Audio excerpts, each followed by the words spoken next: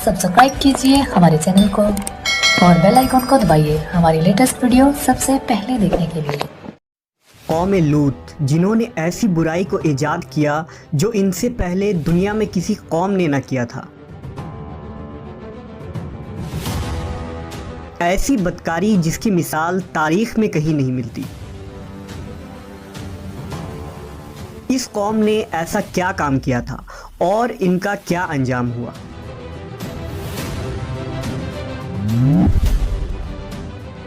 हज़रत लूत अलैहिस्सलाम अल्लाह के एक बरगुज़ीदा नबी थे।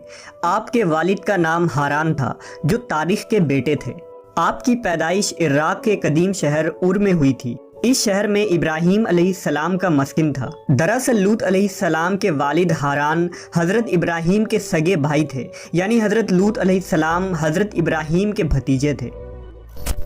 चूँकि हज़रत लूत अलैहिस्सलाम के वालिद उनके बचपन में ही इंतकाल कर चुके थे, लिहाजा हज़रत लूत को हज़रत इब्राहीम ने बेटा बनाकर पाला था। आप हज़रत इब्राहीम पर सबसे पहले ईमान लाने वालों में शामिल हैं। आप हज़रत इब्राहीम के ज़माने में अहले सदूम की रहनुमाई के लिए नबूवत के मनसब पर फाइज हुए। हज़रत लूत के बहुत सारे मुआजिज़ात हैं। आप जिस वक्त बारिश के लिए दुआ करते थे तो आसमान बादलों से भर जाता और खूब बारिश होती थी।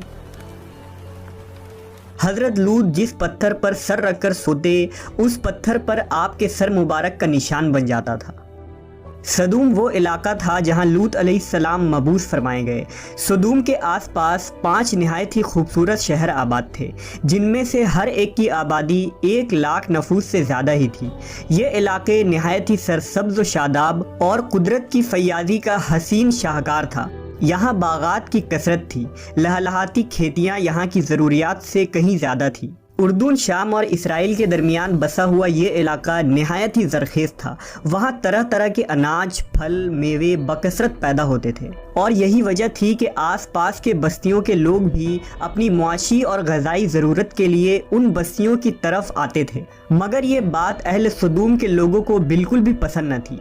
उनके ख़याल में उनकी बस्तियों में पैदा होने वाले फलों, अनाजों और सब्ज़ियों पर सिर्फ़ उनका ही हक़ था।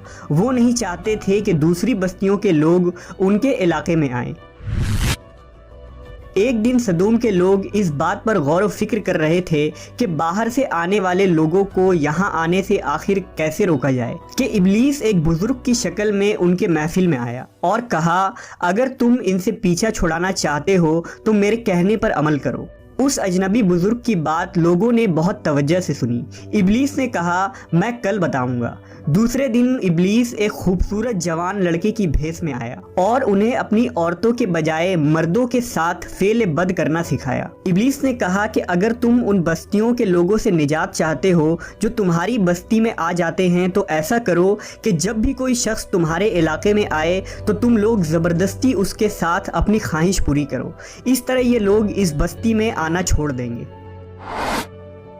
अपनी नफसानी ख्वाहिशात के लिए मर्दों से बदफेली इस कौम का दस्तूर बन गया था। यहाँ बेहयाई आम हो गई थी। हुक्मरान, सरदार, रऊसा, हर तबके में घर घर ये अमल फैल गई थी। भरी महफिल में ये लोग इस फहाशी के काम को करके खुश होते थे। कोई भी महफिल इस काम के बगैर अधूरी समझी जाती थी। खासकर मुसाफिरों में से कोई खूबसूरत लड़का होता तो ये लोग उसे अपना शिकार बना लेते। तलमूद में लिखा है कि अहले सदूम अपनी रोज़मर्रा की ज़िंदगी में सख्त, जालिम, धोखेबाज और बद मामला थे। कोई मुसाफिर उनके इलाके से बखैरियत ना गुज़र सकता था। कोई गरीब उनकी बस्तियों से रोटी का एक टुकड़ा ना पा सकता था। बारहा ऐसा होता था कि बाहर का आदमी उनके इलाके में पहुंचकर फाकों से मर जाता और ये उसके कपड़े उतार कर उसकी लाश को बरहना दफन कर देते। अपनी वादी को उन्होंने एक बाग बना रखा था जिसका सिलसिला मीलों तक फैला हुआ था। इस बाग में वो इंतहाई बेहयाई के साथ एलानिया बदकारियां करते थे। हज़रत लूत अलैहिस्सलाम ने उन्हें तौहीद की दावत दी और बदकारी के इस घिनौने अमल से तौबा करने का हुक्म दिया। हज़रत लूत ने कहा, तुम बेहयाई क्यों करते हो? क्या तुम औरतों को छोड़कर लज्जत हासिल करने के लिए मर्द की तरफ माइल होते हो? हकीकत यह है कि तुम अहमक लोग हो। हज़रत लूत अहले सदूम को दिन रात वाज़ व नसीहत किया करते, लेकिन कौम पर इसका कोई असर न हुआ, बल्कि वो बहुत फ़ख्रिया अंदाज में ये काम करते थे।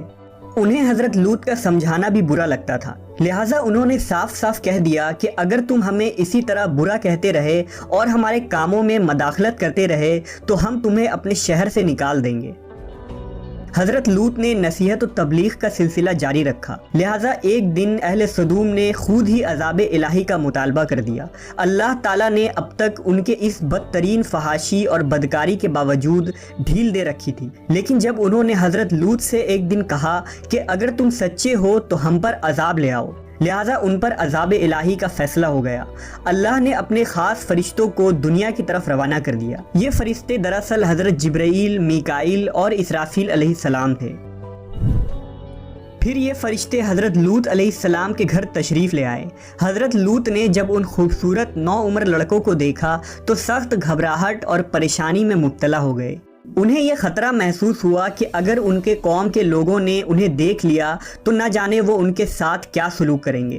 حضرت لوط کی بیوی کا نام وائلہ تھا، اس نے آپ پر ایمان نہ لایا تھا اور وہ دراصل منافقہ تھی، وہ کافروں کے ساتھ تھی، لہٰذا اس نے جا کر اہل سدوم کو یہ خبر دے دی کہ لوط کے گھر نوجوان لڑکے مہمان ٹھہرے ہوئے ہیں۔ یہ سن کر بستی والے دوڑتے ہوئے حضرت لوط کے گھر پہنچے۔ حضرت لوط نے کہا، اے قوم، یہ جو میری قوم کی لڑکیاں ہیں یہ تمہارے لیے جائز اور پاک ہیں، اللہ سے ڈرو اور مجھے میرے مہمانوں کے سامنے رسوا نہ کرو۔ کیا تم میں سے کوئی بھی شائستہ آدمی نہیں؟ حضرت لوط کی بات سن کر وہ لوگ بولے، تم بخوبی واقف ہو کہ ہمیں تمہاری بیٹیوں سے کوئی حاجت نہیں، اور جو ہماری اصل چاہت ہے اس سے تم بخوبی واقف ہو۔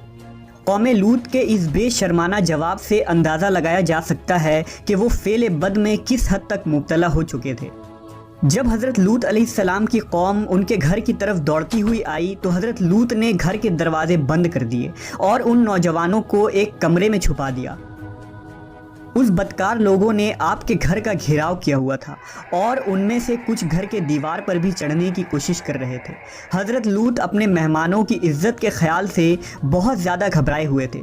فرشتے یہ سب منظر دیکھ رہے تھے۔ جب انہوں نے حضرت لوط علیہ السلام کی بے بسی اور پریشانی کا یہ عالم دیکھا تو حقیقت سے پردہ اٹھاتے ہوئے یوں فرمایا، اے لوط، ہم تمہارے رب کے بھیجے ہوئے فرشتے ہیں، یہ لوگ ہرگز تم تک نہیں پہنچ سکیں گے۔ ابھی کچھ رات باقی ہے تو اپنے گھر والوں کو لے کر چل دو اور تم میں سے کوئی شخص پیچھے مڑ کر نہ دیکھے۔